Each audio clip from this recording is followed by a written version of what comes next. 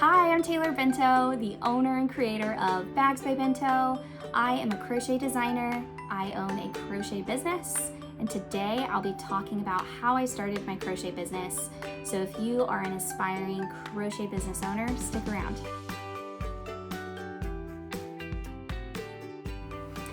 So I started my crochet business about a year and a half ago, and I've learned a lot in that short period of time.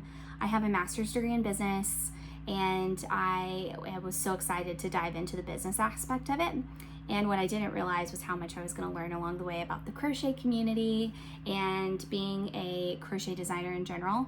So I think the first thing that I did was start experimenting with what kinds of crochet I really enjoy doing. The last thing you want to do is start a business just because you think it's what people want, because then you might end up down a journey of making things that you really don't enjoy, which leads to burnout. So kind of play around with the different categories. Do you like making clothing? Are you really into stuffed animals? Do you like making bags like I do? You know, it can really help to find a category that fits you in your lifestyle before you dive in and get started. The next thing I'll say is figuring out what your end goal is before you start is extremely helpful. And what I mean by that is if you are doing this to fund your hobby, to express your creativity as a way to relieve stress, then you're probably going to do things that are low stakes, the least amount of work possible. And that's going to be a lot different than someone who's trying to build a full-time income, who's hustling, putting in a lot of hours in order to make that money. And then someone who is trying to build a sustainable brand that's going to last a very long time. They're going to be looking out towards the future and investing in a lot of long-term goals that might not make money at first, but will down the line. So all three of those things look a lot different for different people. So keep that in mind before you dive into the business planning. The next thing that I did was decide if I wanted to be online or in person. I recommend choosing one to start out with, and eventually you could definitely dabble in both. But it can be really challenging to try to do both at the same time from the very beginning. I chose to go the online route, especially since it was during the pandemic. It made a lot of sense for me to do that. I started out on Etsy. Etsy is very saturated. There's a lot of competition there. It can be really challenging to get started on there.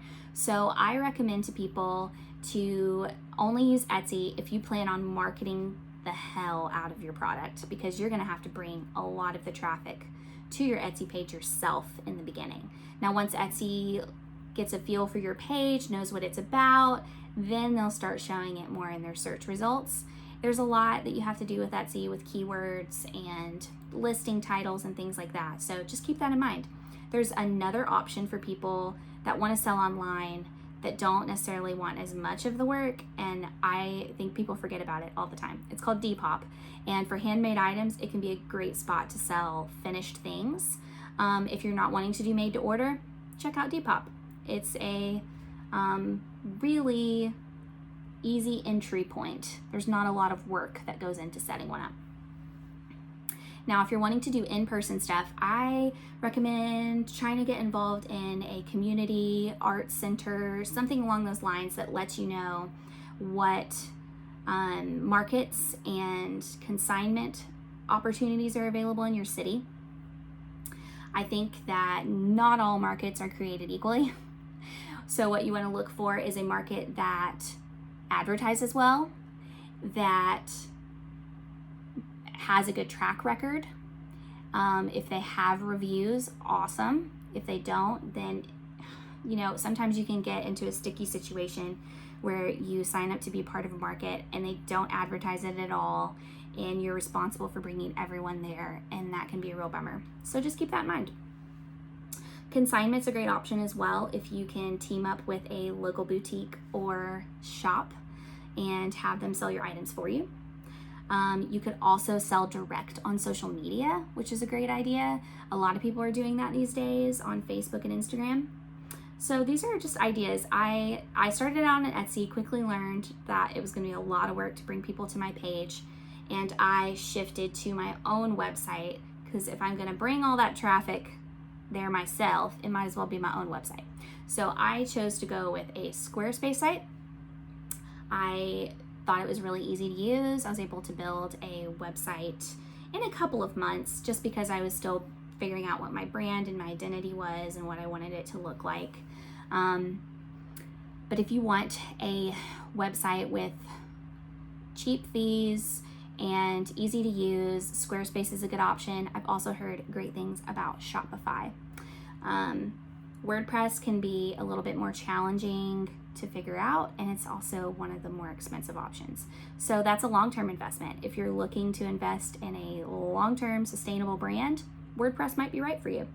If you're looking to have something that's going to be the least amount of work possible to get started, try something like Shopify or Squarespace.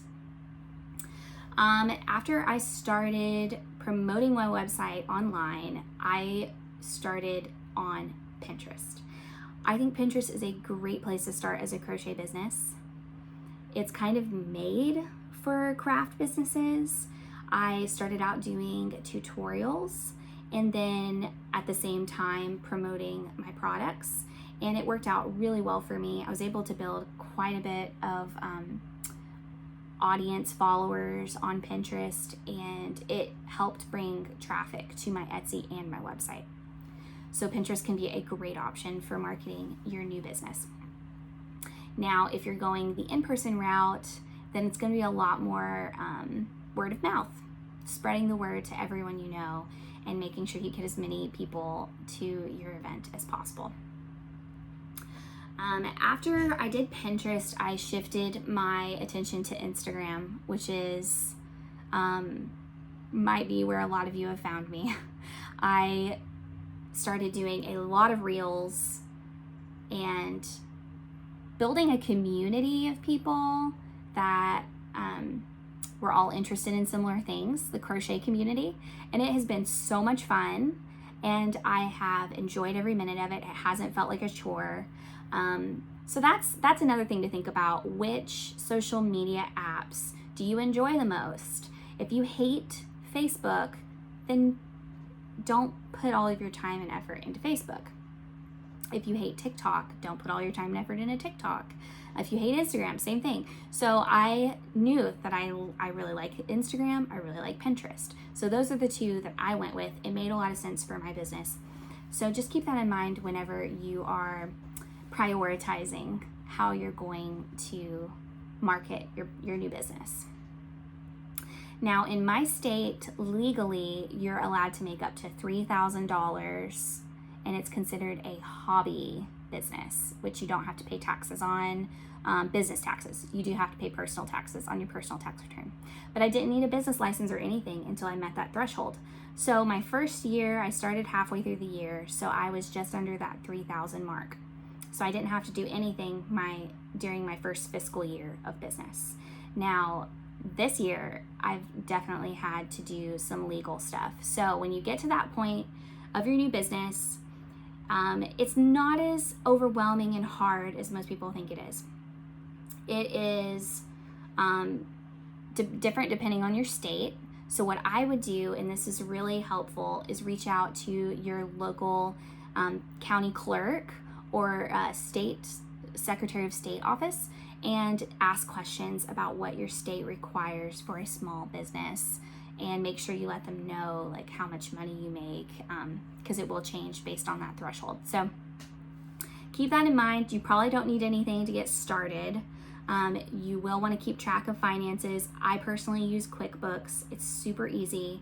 I have a separate checking account for Bags by Bento with a debit card. I linked the checking account and debit card to QuickBooks, and it keeps track of all the transactions, incoming and outgoing. And at the end of the year, I print out a sheet, give it to my CPA, and I'm done with it. So that's how I recommend handling the financial part of it in the beginning. And then as you grow, you'll have to figure out new solutions for that.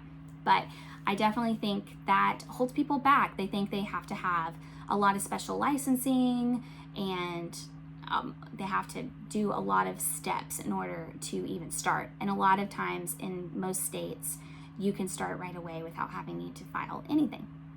So after the legal part of it all, Then you want to start thinking about branding. I am a Canva evangelist. I use Canva for everything, and I created a brand kit in Canva, which a lot of people are familiar with, where I created a logo in Canva. I uploaded it to my brand kit, and it took the colors from the logo and it made it my brand colors. And then I chose the fonts that I wanted to use for my brand. And now for everything I make sure everything has the same colors and fonts, and I put my logo on things as I go. It makes it really easy, and you can change those things as you go, as you figure out who you are and what you want things to look like. But it is really helpful to have that brand kit for consistency, just to like make things look nice and streamlined. What else? I get this question quite a bit, and it's just about how to make your first sale. And honestly, for me, it was utilizing the connections that I had. I gave out business cards to everyone I knew. I told my friends and family to spread the word that I had started a new business. I posted on all of my personal social media pages, and I pushed it really, really hard. Not everyone feels super comfortable with that. Not everyone has a huge community to draw from. But what I would recommend is getting out of your comfort zone when you start and just putting it out there. And if you don't have a lot of personal connections to draw from, consider doing some ads for a little while. You could do some ads on Facebook, you could do some ads on Etsy, you could do ads on whatever social media platform that you're using, Pinterest, Instagram, just to get the ball rolling and get some eyes on your page and start teaching the algorithm of whatever platform you're on that you exist, that your page is legit, and that it's active. That's the most important thing. I would say that it probably took about a year for me to really start building traction and consistency in my business. I'd have some months that were really good and some that were just not good at all.